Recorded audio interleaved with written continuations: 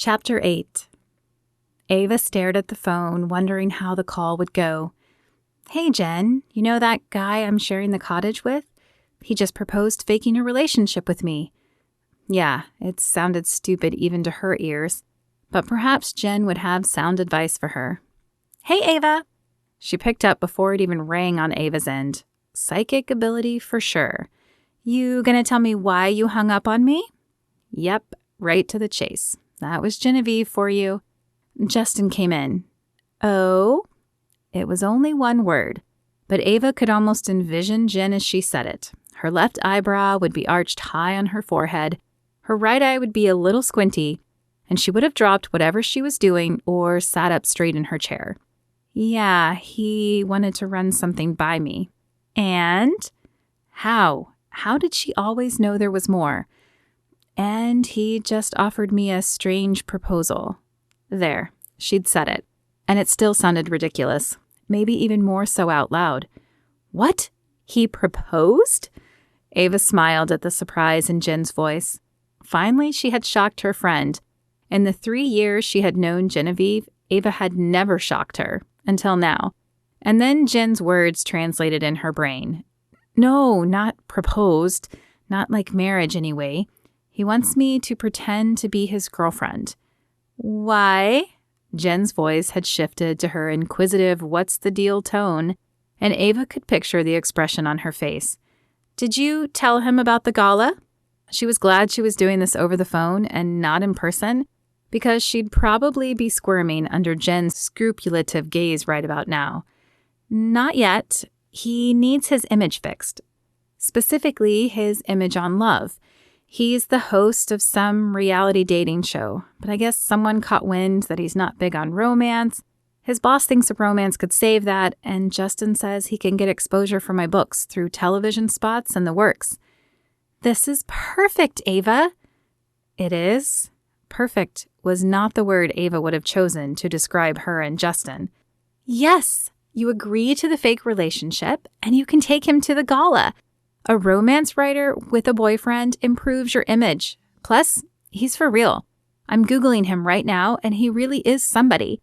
Not A-list celebrity status, but enough that he might get some interviews. This could be amazing for your books. Yeah, but do you think people will believe it?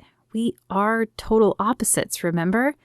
People believe anything you put in front of them if you sell it right. And opposites attract. It's like the greatest love story trope of all time. Ava bit her lip. What Jen was saying made sense.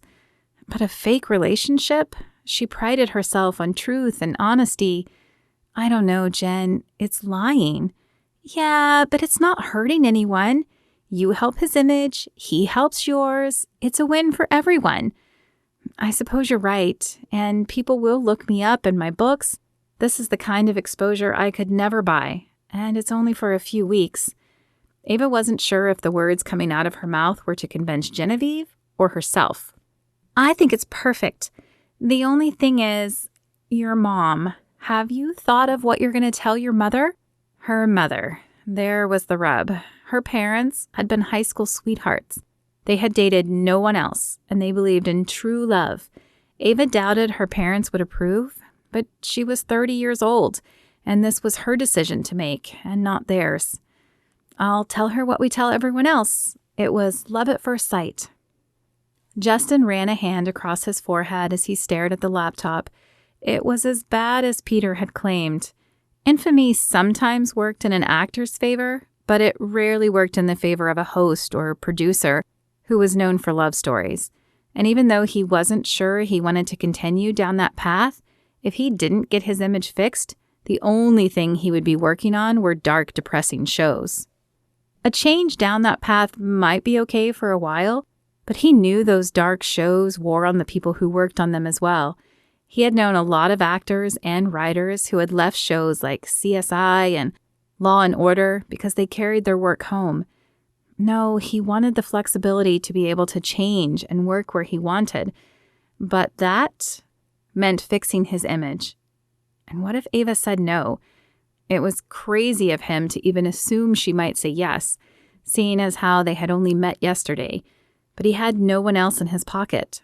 He might be able to find a desperate model or actress, but he'd had his fill of pretentious, self-centered women. Ava didn't seem to possess any of those vices. She really was the best current choice, and she was certainly easy on the eyes.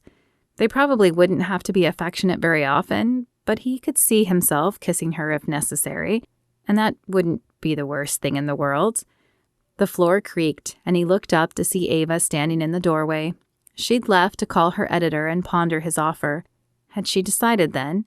He tried to find the decision in her face, a twinkle in her eyes, the set of her mouth, but there was nothing. She would make a great poker player. "Hey, Ava," he would tread lightly. If she wasn't firm in her decision, maybe he could convince her to change her mind. "Justin?" She sat across from him and held his gaze. He felt as if he were at a chess match and they were engaged in a battle of wits. Though it pained him on every level, he waited for her to say more. Time seemed to stand still as they stared at each other. The sound of his heart pumping thudded in his head, and from somewhere came a soft ticking sound, like a second hand of a watch or a clock. "I've considered your offer." She was being just as laconic as he was. Was she playing the same game? "And?" His breath caught in his throat, stilled by her penetrating gaze. Tiny flecks of gold danced in the bright green of her irises as her eyes bore into his. "And I accept." Elation flooded Justin, and he fought to keep from breaking out in a wide grin. There was no need to let Ava know how much this meant to him. It would diminish the value of his bargaining chips regarding the rules he was about to lay down. "Great. If we're going to do this, we need some ground rules." Never one to do anything without planning, he had spent the last few minutes ruminating on how it would work and some basic rules to make sure it proceeded as planned. "Ground rules?" Ava asked. "Why can't we just wing it? Won't that seem more natural?" Wing it. Was she serious? This was his future they were talking about. "No, we cannot wing it. The media are like dogs. If they spot an irregularity in our story, they will latch onto it and research it until they find the truth. If it was found out this was only a ruse, it would destroy both of our names." Okay. Ava held up her hands in surrender. "What are your rules?" "Rule number 1. Other than Peter and your editor," Genevieve, she supplied. "Right. Her. Other than those two, we tell no one this isn't real. The fewer people that know about it, the safer our secret is." "Okay. What else?" He glanced down at his list. "We will have to go on some dates. It would raise flags if we announced this relationship but were never seen together." "How many is some?" "I'm not sure. We can play that part by ear, and I'll pay. It wouldn't help my image on Love if I expected you to pay." "Okay. Can I choose one of the dates? Because I kind of have a thing I need you for." "Oh?" How did she already have something she needed him for? He had just offered this solution a half hour ago. Her eyes dropped to the tabletop and followed her index finger as it traced a pattern he couldn't see. "It's a romance gala. Fancy dinner, some dancing, awards. Last year I went alone, but that doesn't really work in a romance writer's favor.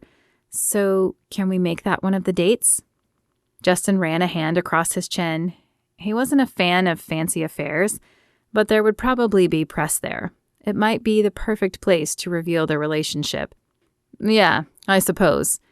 "There's just one thing. It's tomorrow night, so we'll have to cut our stay short. I guess we won't have to ask Margie for that refund after all.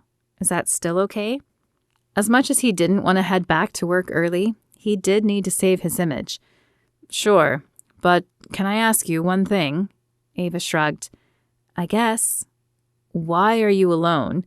I mean, romance hasn't been good to me, but you write about it, so you must still like it." Ava's lips pulled into a small smile. "It's my parents' fault. They have this amazing relationship, and that's what I grew up seeing." She shrugged and sighed. "I just don't want to settle for less, and I haven't found that perfect romance yet." Justin could understand that. He respected that. His parents hadn't had the best relationship, but that had pushed him to want to have a great one when he did. And he had, with Carol, until life took her from him. That makes sense. I'm sorry you haven't found what you're looking for yet. She blinked at him.